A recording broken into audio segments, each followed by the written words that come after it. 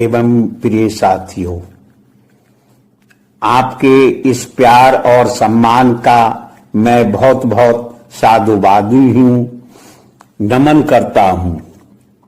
जैसा कि आप सभी जानते हैं, आज मैं इस विभाग से अपनी अधिवर्षता आयु पूरी कर एक सेवा मुक्त हो रहा हूं। आमतौर पर ऐसे विदाई समारोह में विदा होने वाले व्यक्ति दुखी होते हैं या दूसरों को नसीहतें देते हैं। मैं इससे अलग राय रखता हूं कि विदाई कोई दुखी होने का क्षण नहीं है। ये तो एक परिवर्तन है। परिवर्तन प्रकृति का अटल नियम है। अगर हम परिवर्तन नहीं चाहेंगे तो नई चीज का कैसे स्वागत करेंगे, नई चीजों का कैसे आनंद लेंगे।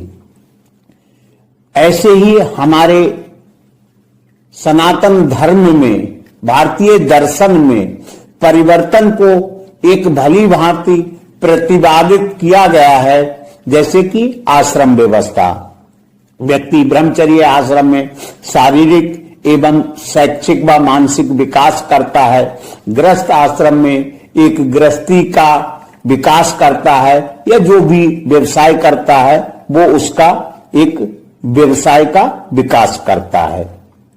तीसरी अवस्था आती है वानप्रस्थ आश्रम की, कि हम जो कुछ भी अभी तक चाहते थे, जो जिज्ञासाएं हमारी अधूरी थी, जो विकास हमारा आत्मिक, आध्यात्मिक, धार्मिक अपूर्ण था, उस विकास को हम पूर्ण करें और संन्यास आश्रम की तैयारी करें, जिसमें हम समाज के विकास में एक अहम भूमिका निभा पाएं।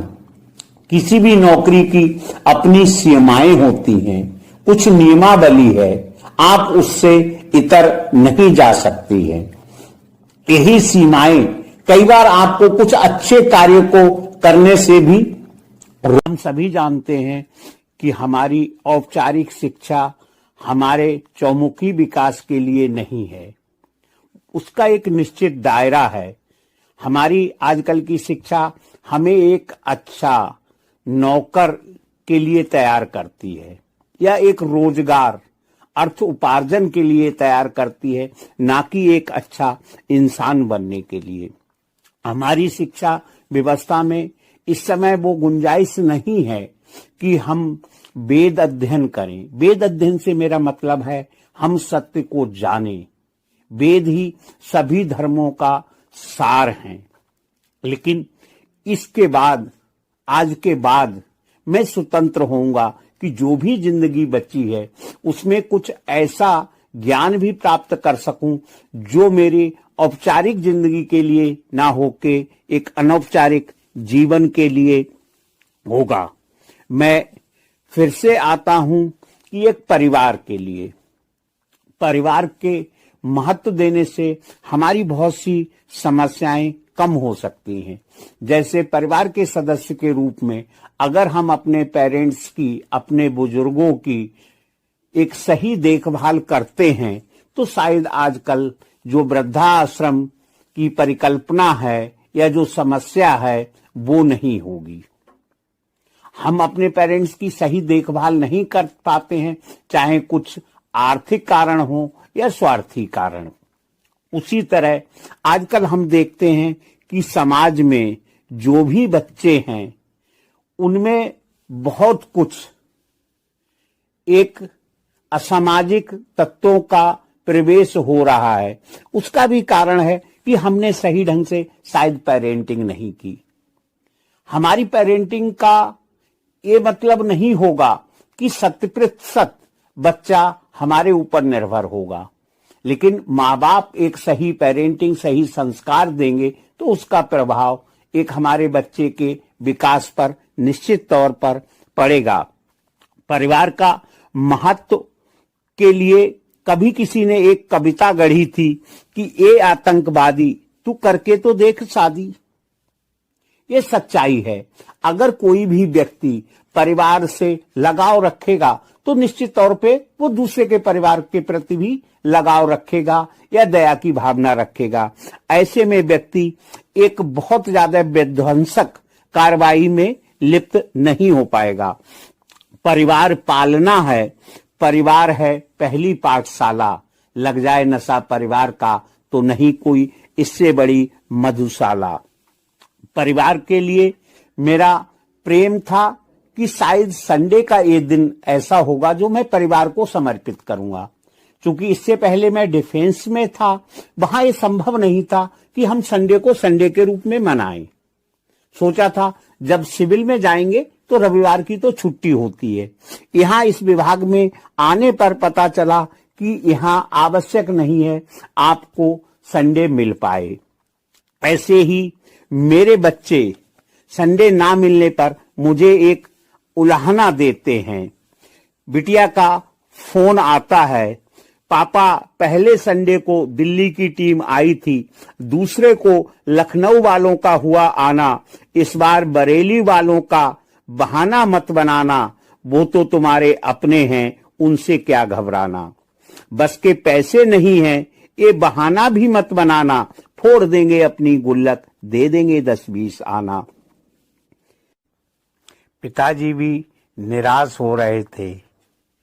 उन्होंने कहा, पहले सैनिक थे, न मिलते तो नहीं होती थी हैरानी, अब तो भूतपूर्व हो गए हो, अब क्या है परेशानी। मैं तो समझदार हूं, पर तेरी बूढ़ी माँ को कैसे समझाऊं, बेटा घर जल्दी आ जा, कहीं मैं भी भूतपूर्व ना हो जाऊं। आखिर में बीवी की बारी आई, लगा ऐसा जैसे झांसी की रानी गुर्राई।